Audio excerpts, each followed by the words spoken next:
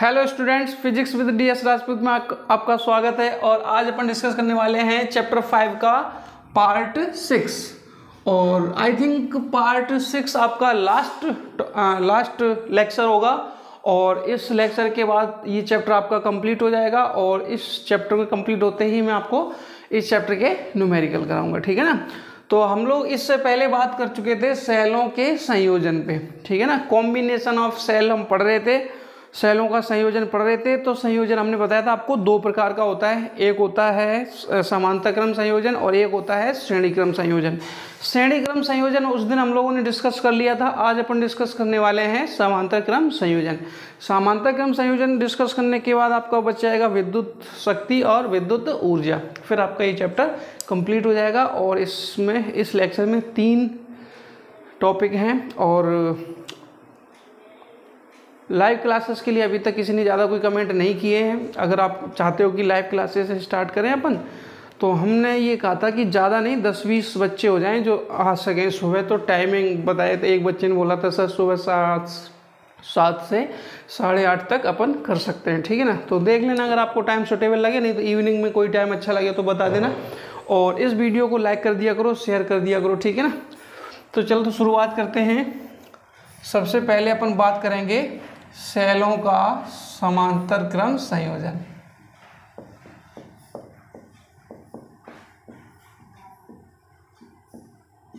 Okay, सेलों का समांतर क्रम संयोजन। तो सेलों के समांतर क्रम संयोजन का, तो समांतर क्रम संयोजन किसी भी चीज़ का हो तो समांतर क्रम संयोजन कैसे करते हैं। समांतर क्रम संयोजन जो होना है आपका वो होता है कि प्लस किसी भी चीज़ के प्लस एक साइड कर लो और माइनस एक साइड करके जोड़ दो सबको एक साथ, तो वो संयोजन जो होता है ना वो समांतर क्रम संयोजन होता है। अब जैसे इसमें हमें सेल जोड़नी है, ध्यान से सुनना।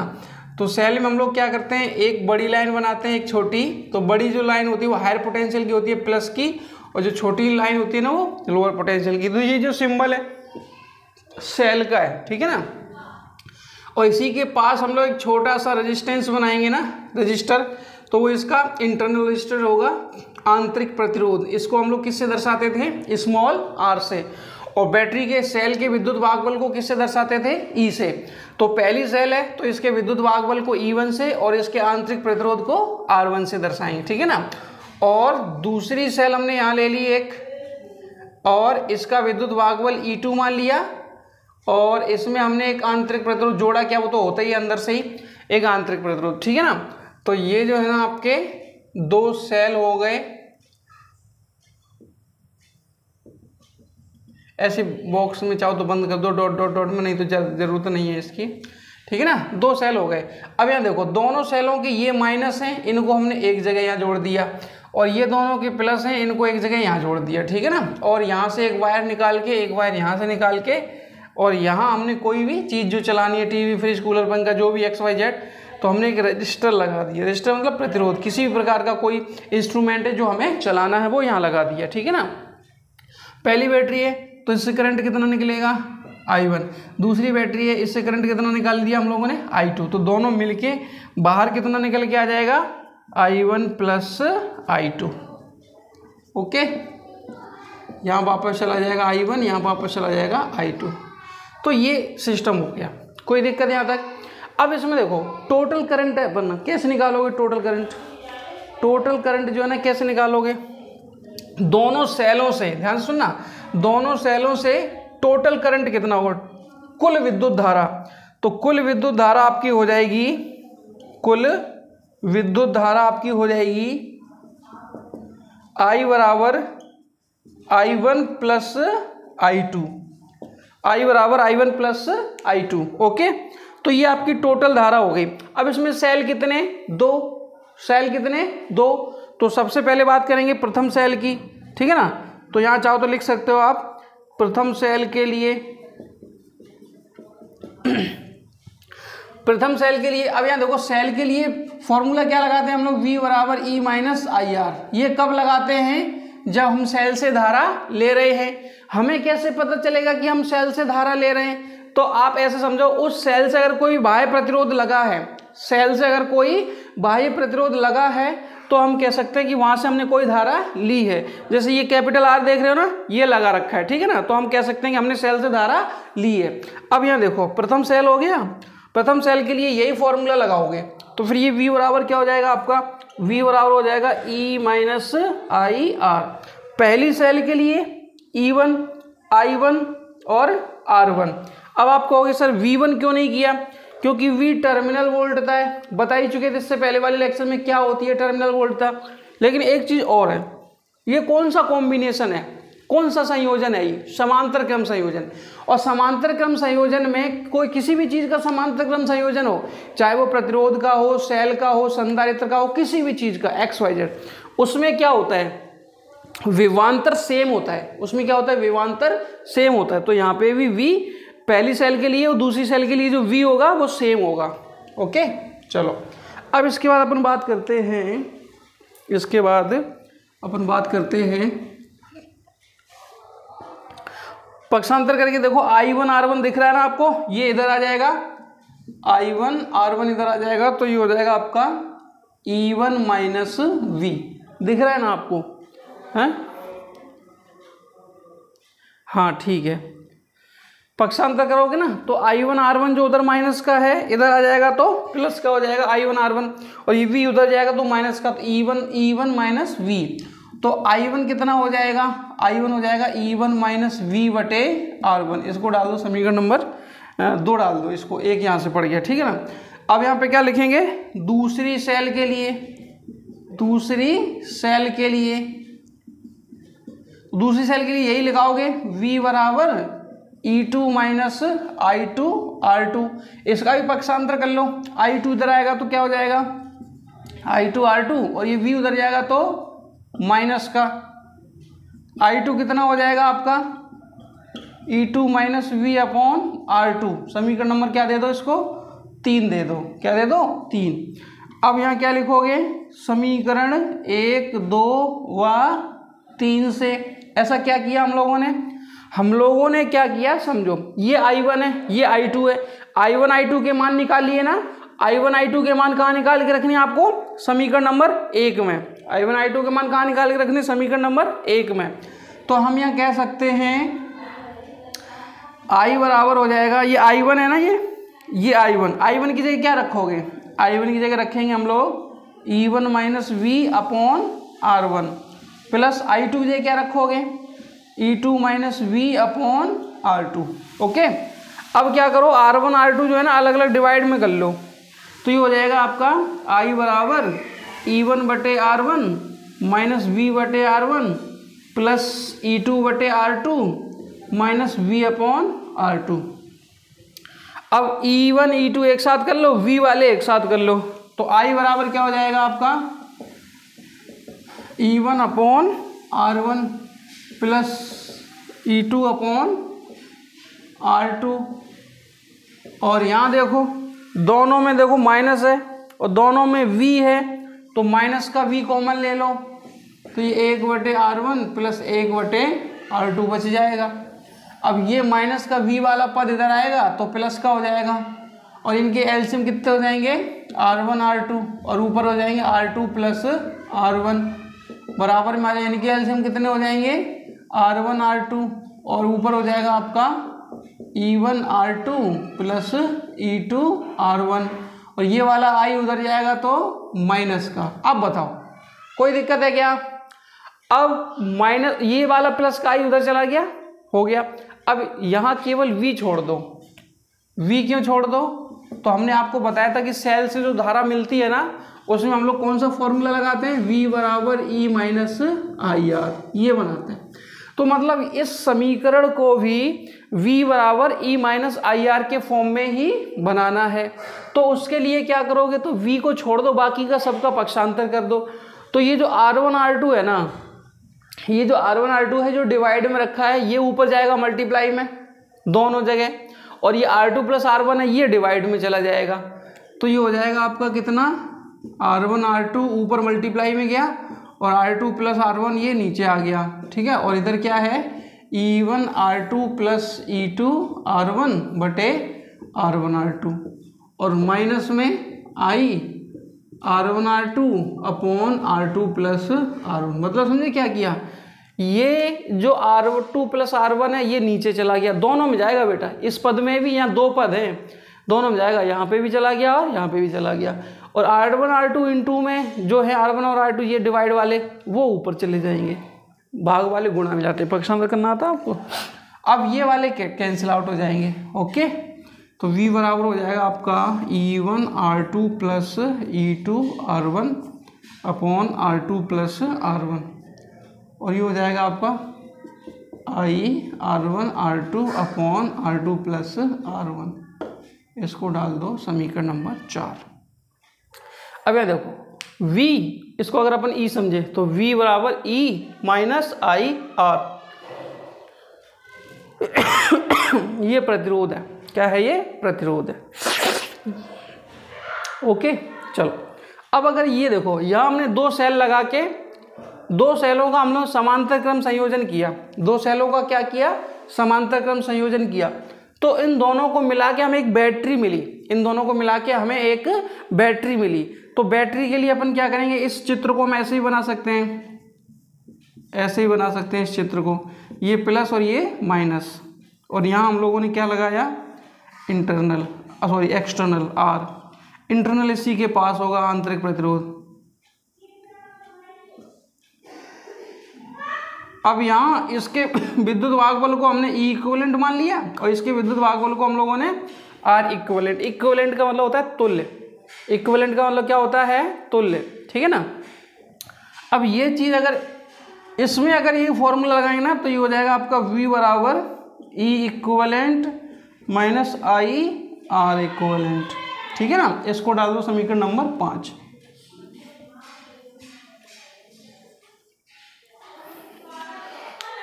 अब ये 4 की और 5 की तुलना कर सकते हैं हम लोग, ये 4 है तो 4 की और 5 की क्या कर सकते हैं? तुलना। देखो V और V सेम है, कोई दिक्कत नहीं। यहाँ E इक्विवेलेंट है और यहाँ E इक्विवेलेंट के लिए इतना सारा है, तो फिर अब तुलना करेंगे ना, तो यहाँ लिख सकते हो समीकरण 1 व 2 से, तो ये हो जाएगा E इक्विवेलेंट यानी कि तुल्य, तुल्य विद्युत भागफल ये हो जाएगा आपका E1 R2 plus E2 R1 upon R1 plus R2 कर दो या R2 प्लस R1 कर दो, उसमें कोई फर्क नहीं पड़ना। इसको डाल दो 6, और R इक्विवेलेंट कितना आ जाएगा? R1 R2 upon R2 plus R1, इसको डाल दो 7। ये कहाँ से आ गया? इधर देखो V छोड़ दिया, E इक्विवेलेंट की जगह इतना, माइनस छोड़ दिया, I छोड़ दिया, R इक्विवेलेंट की जगह इतना, ऐसे तुलना करके ये टोटल हो गया विद्युत भागफल, ये टोटल प्रतिरोध। लेकिन ये मिक्स हो रहा थोड़ा सा, और ये तो मान लो 2 सेल के लिए तो हम लोगों ने बता दिया इजीली सॉल्व करके, ठीक है ना। अगर आपसे कहा जाए भाई n सेल आ जाए, कितने सेल आ जाए? n सेल, तो हम इक्वेशन नहीं बना पाएंगे, फिलहाल नहीं बना पाएंगे, ठीक है ना। तो उसके लिए हम लोग क्या करना है उसके लिए हम लोग क्या करना है, समीकरण 6 डिवाइडेड बाई 7, मतलब 6 में 7 का भाग कर लेना है। तो ये E equivalent upon R equivalent हो जाएगा, और यहाँ हो जाएगा E1 R2 plus E2 R1 बटे R2 प्लस R1, और यहाँ आ जाएगा R1 R2 बटे R2 प्लस R1। अब ये कट जाएगा, ठीक है, तो ये E इक्विवेलेंट बटे R इक्विवेलेंट कितना बच जाएगा? E1 R2 plus E2 R1 बटे कितना? R1 R2, ठीक है। अब ऊपर कितने पद हैं? 2, और नीचे 1 है, तो इस 1 का ऊपर दोनों में भाग जाएगा, तो R1 R2 का भाग जब यहाँ करोगे तो R2 R2 कट जाएगा, R1 बचेगा नीचे, और यहाँ भाग करोगे तो R1 कट जाएगा, R2 बचेगा। तो E equivalent upon R equivalent कितना बचेगा? E1 बटे R1 प्लस E2 बटे R2। अब ये अगर n सेल हो जाएं, कितने सेल हो जाएं? n, तो यही फॉर्मूला कैसे बनेगा बताओ भाई? यही फॉर्मूला बन जाएगा आपका E1 बटे R1 प्लस E2 बटे R2 plus dot dot dot plus En बटे Rn, ठीक है ना। अब ये प्रतिरोध की बात कर लो, इसकी समीकरण 7 से,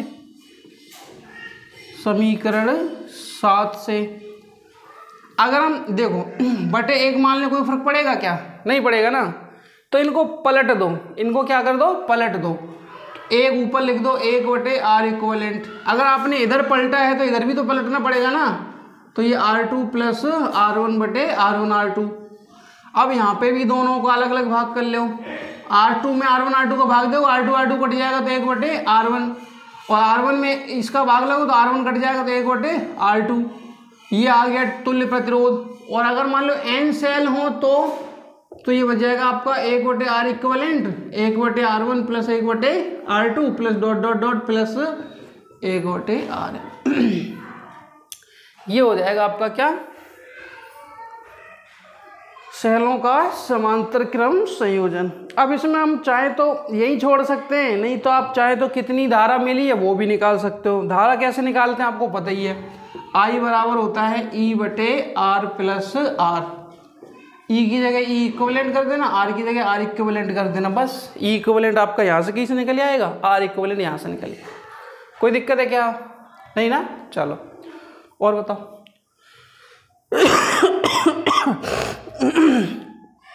कोरोना नहीं हुआ, परेशान मत होना। देख लो इसको, समझ लो। दो छोटे छोटे टॉपिक और है, उनको भी कराते हैं, नोट कर लो इसको जल्दी से, ठीक है। अब अपन बात करते हैं विद्युत शक्ति की, ठीक है ना। तो विद्युत शक्ति आपकी क्या है, किसी भी परिपथ में कार्य करने की जो दर होती है, किसी भी परिपथ में कार्य करने की जो दर होती है उसको बोलते हैं विद्युत शक्ति। आप चाहो तो लिख सकते हो यहाँ, किसी परिपथ में कार्य करने की दर को शक्ति कहते हैं। ओके, अब यहाँ देखो P, इसको P से दर्शाओगे तो ये हो जाएगा आपका W/T। P बराबर हो जाएगा W/T। ओके, अब मान लो अगर R प्रतिरोध के किसी विद्युत परिपथ में T समय के लिए I धारा प्रवाहित होती है, ठीक है ना। क्या कह सकते हैं, माना कैपिटल R प्रतिरोध के किसी परिपथ में T समय के लिए I धारा प्रवाहित होती है, I धारा प्रवाहित होती है, ठीक है ना।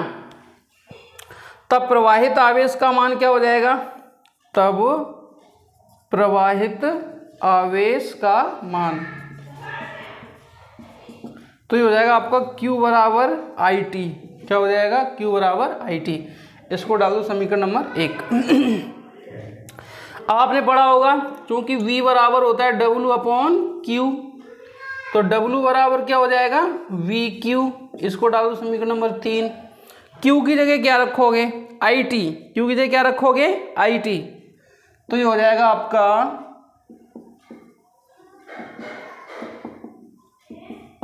अब यहाँ देखो Q का मान IT है ना, वो यहाँ रख दो, तो W बराबर क्या हो जाएगा, W बराबर हो जाएगा VIT।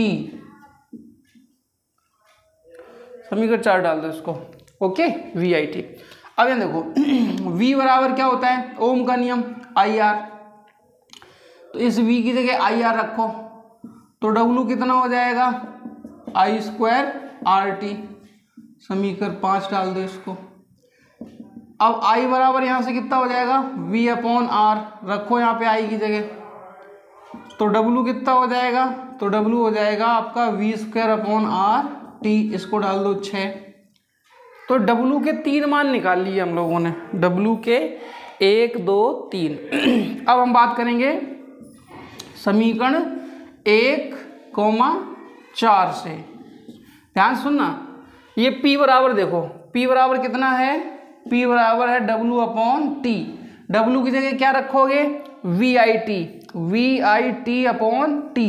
तो T से T कट गया, तो P बराबर बच गया VI। ये आपको याद रखना है। किसी भी विद्युत परिपथ में शक्ति का फॉर्मूला क्या हो जाएगा, P बराबर VI। P क्या है, शक्ति, V क्या है, विभवांतर, और I क्या आपकी धारा, I क्या है, धारा। अब इसके बाद अपन बात करेंगे समीकरण 1,5 से। ओके, तो P बराबर हो जाएगा W/T। W की जगह क्या रखोगे? W की जगह रखेंगे अपन ये, ठीक है ना, I²RT/T। T से T कट गया तो P बराबर हो जाएगा आपका I²R। ओके, अब इसके बाद अपन बात करते हैं समीकरण 1 व 6 से। समीकरण 1 व 6 से तो हो जाएगा आपका P बराबर W/T। P बराबर हो जाएगा V²/R T/T। कट गया तो P बराबर हो जाएगा V²/R। तो ये P के 3 फॉर्मूले आ गए, एक ये है और एक ये आपको तीनों याद रखने हैं बहुत अच्छे से। न्यूमेरिकल में भी बहुत काम देंगे और वैसे भी बहुत काम के हैं बोर्ड एग्जाम के लिए भी, ठीक है ना।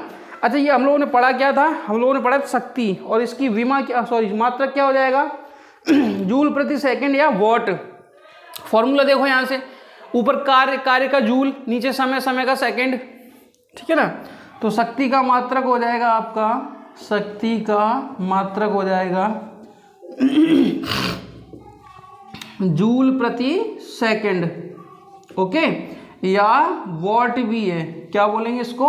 वॉट, ठीक है ना। फिर इसके बाद विमा भी लिख सकते हैं इसकी, क्या लिख सकते हैं? विमा। तो विमा तो लिख ही लोगे, ऊपर कार्य है तो कार्य की mL²T-2 और नीचे समय की T, तो ये T ऊपर जाएगा तो ये mL²T-3 हो जाएगी पावर में।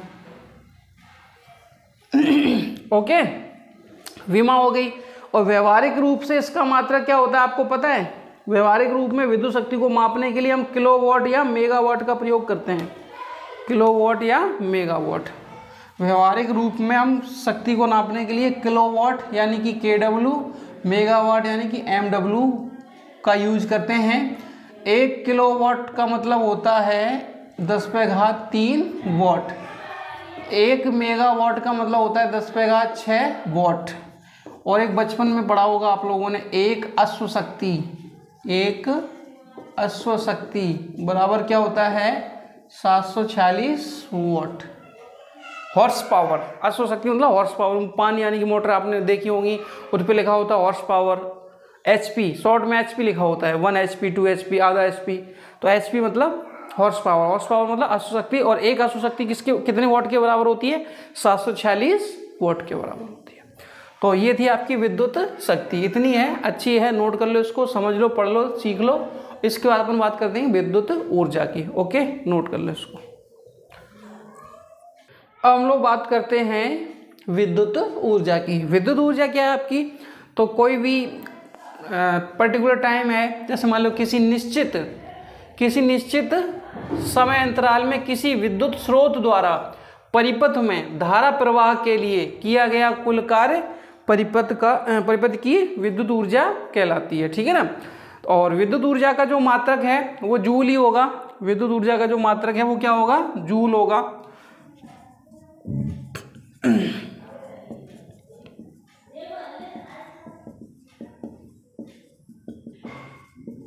ठीक है ना। अब यहाँ देखो P बराबर हम लोगों ने क्या पढ़ा था? P बराबर पढ़ा था आपने, P बराबर W/T पढ़ा था ना। P मतलब 1 वाट, W मतलब जूल, 1 जूल और बटे 1 सेकंड। तो 1 जूल बराबर यहाँ से क्या आ जाएगा? 1 जूल बराबर आ जाएगा आपका 1 वाट इंटू 1 सेकंड, ठीक है ना। यहाँ लगा सकते हो डायरेक्ट, इसकी कोई ज़रूरत नहीं पड़ेगी, यहाँ तुम्हें समझाने के लिए बताया था मैंने आपको। 1 जूल बराबर 1 वाट इंटू सेकेंड, ठीक है ना। विद्युत ऊर्जा का व्यावसायिक मात्रक, विद्युत ऊर्जा का जो व्यावसायिक मात्रक होता है, विद्युत ऊर्जा का